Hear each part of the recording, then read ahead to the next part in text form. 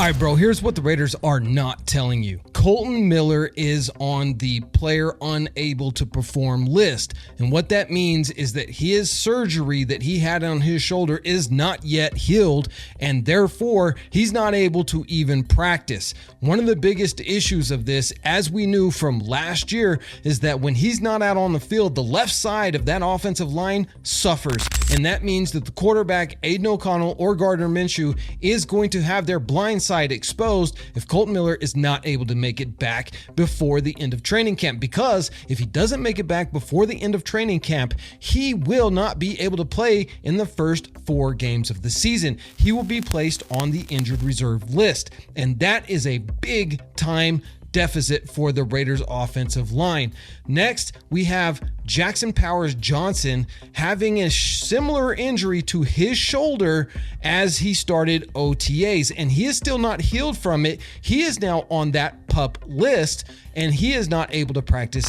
He is not set to be the starter right away. However, he is a big piece. We drafted him early in the 2nd round in order to play that guard position. So we need Jackson Powers Johnson to be healthy and ready to go. Here's the biggest issue for Kolton Miller and Jackson Powers Johnson. These are big offensive line guys, and unlike the speedsters, the DBs, the wide receivers who are more naturally gifted and able to get into football shape much faster, these big offensive linemen need to have that consistency in order for them to stay in football shape. And as we all know, if somebody is not in football shape, they're not going to perform well. So just imagine this worst case scenario right now. Kolton Miller and JPJ both are not able to get healthy enough to get off the PUP list before the end of training camp, and they are forced to be put on the injured reserve list, missing the first 4 games of the season. These are 2 key aspects of the offensive line for the Raiders. If we don't have them, the offensive line is going to suffer. But wait, there's even worse news. And that is that Jalen Guyton, a guy that we signed to a 1-year deal, he played 5 years with the Los Angeles Chargers. He is a speed demon and has that take off the top type of guy, standing at 6'1", and is actually faster than Trey Tucker by just a hair, but still faster nonetheless.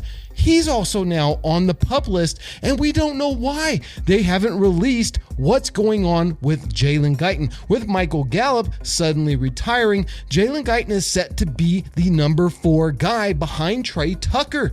And if we don't have him, then we're really looking at having to go deeper into that wide receiver room for that quality talent. And even though Jalen Guyton didn't have a great year last year, only racking up 89 yards and a single touchdown, he still has that raw speed and athleticism that any defense is going to have to pay attention to. So why are the Raiders not telling us what's going on with Jalen Guyton? And that's what all of us should be asking right now. Why are the Raiders keeping this from you? Why do the Raiders not want to release exactly what's going on with Kolton Miller? He was supposed to be back by now.